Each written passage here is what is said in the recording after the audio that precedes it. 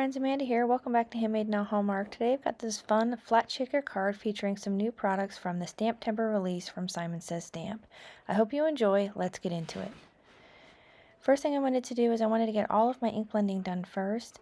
I've got the new layered spooky icons from Simon Says Stamp. This is from their new big STAMPtember release, and it is so fun to play with. I love all of the little images, and you could ink this up any way that you want. I wanted to go for more of kind of Halloween colors, and I started out with this first layer. There's no set order as to which layer you need to do first or anything like that. I just started with this one because I wanted all of these items to be black.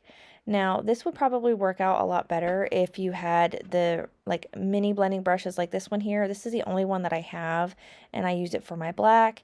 And and I think it would work out really well, so you don't have to like do any masking like I have to do. I ended up kind of messing up some of the colors, like my candy corn's not the right colors or anything like that, but I was just okay with it. It's Halloween. I've seen candy corn in all sorts of colors, so I wasn't super concerned about it. And I thought, well, maybe I should have done the black layer last, but doing the black layer first really helped me get everything else lined up. But again, you could do these as any layers that you want. You can start out whichever ones that you want. If you want to number them, you can, however you want to do it. This is just the way that I did it, and it worked out just fine for me.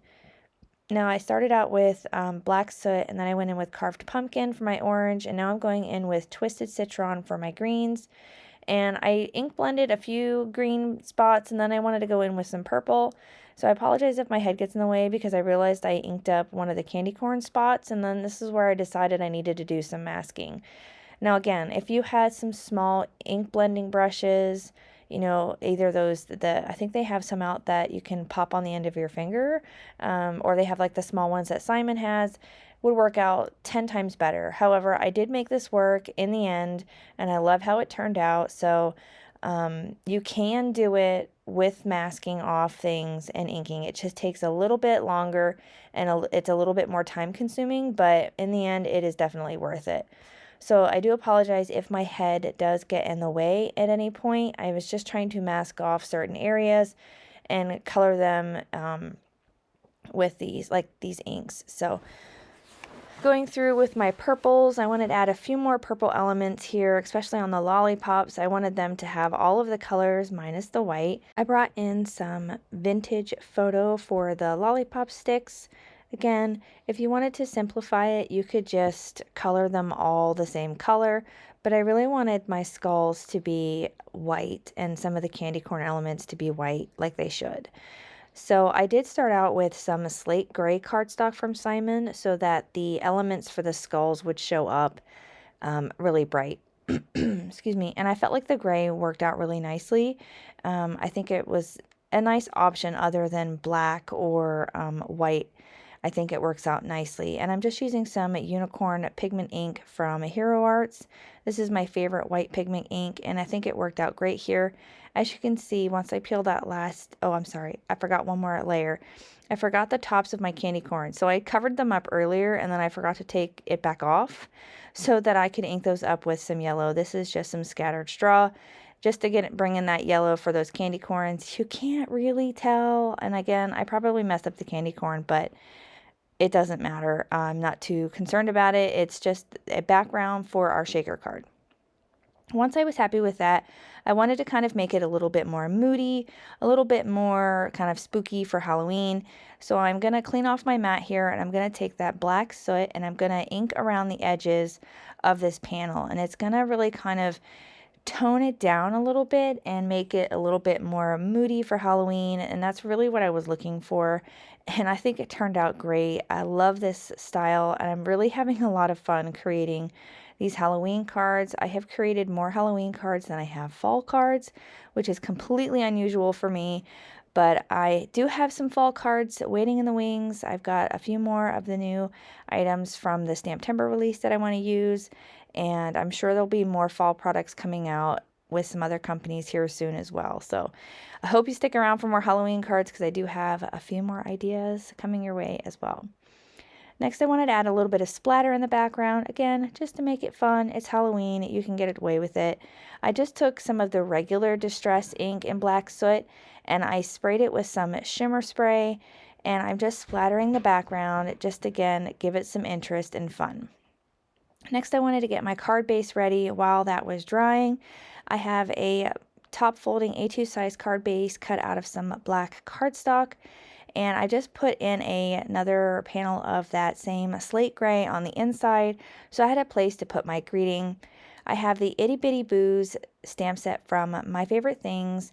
I really love this really simple stamp set that's got some nice just one-line greetings for Halloween.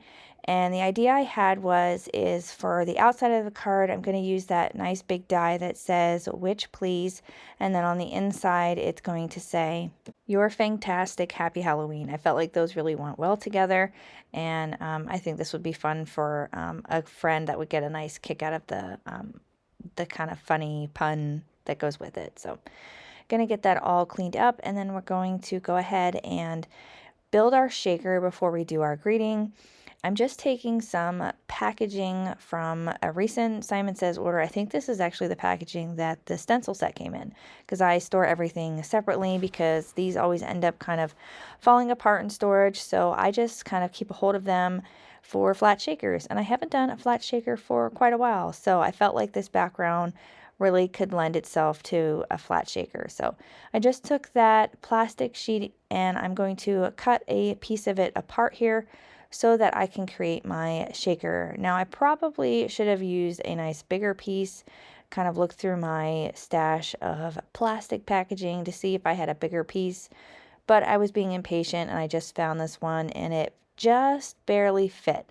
So next time I think I'll learn and I'll do something a little bit bigger, but I got it to work out just fine. It sealed up great. My kids were shaking it around and it wasn't coming apart, so it worked out just fine. I'm just using some Scor-Tape here to adhere this down. I do recommend using a really strong dry adhesive for the adhering of the plastic. I don't really recommend any liquid glue on this part because it'll just slide around and it takes a little bit longer to dry.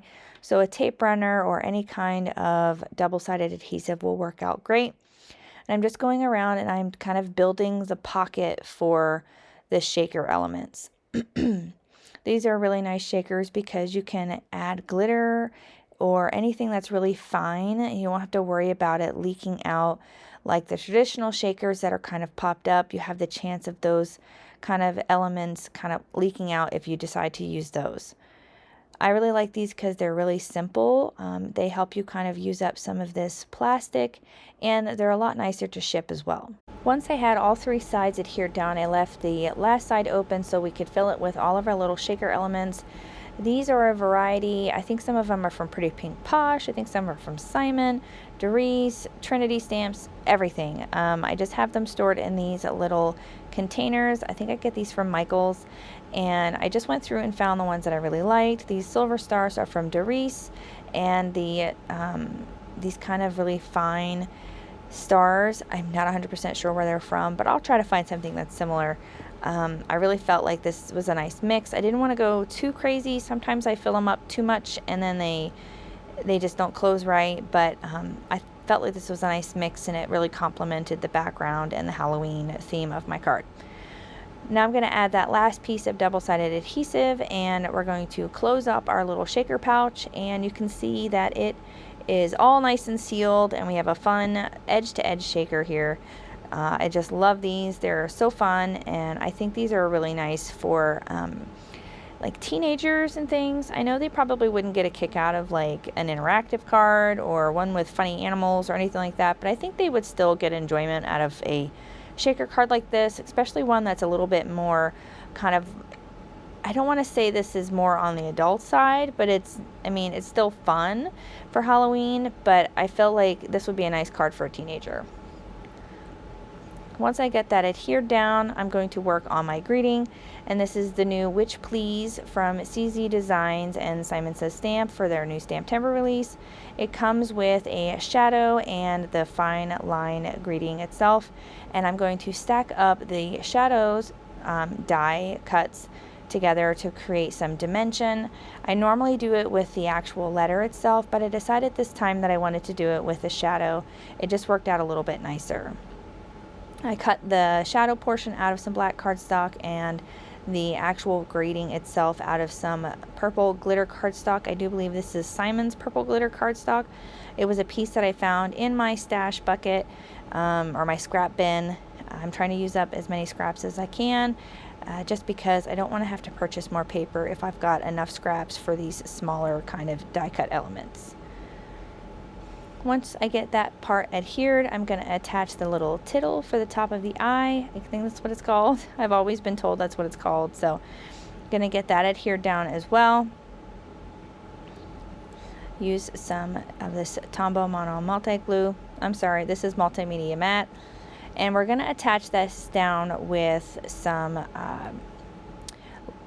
glossy accents. I totally didn't get this on screen, so I am using glossy accents to adhere this. It adheres really great to this slippery plastic, and it dries nice and clear. Not that it matters, but just in case, it works out great. And that finishes up this card for today. I really hope you enjoyed this fun flat shaker card featuring some new products from Simon Says STAMPtember release. I really love this Halloween card, and if you did, please hit the like button and consider hitting the subscribe so you don't miss out on any more content here at my YouTube channel. I'll catch you guys again real soon in the next one. I'll see ya. Bye.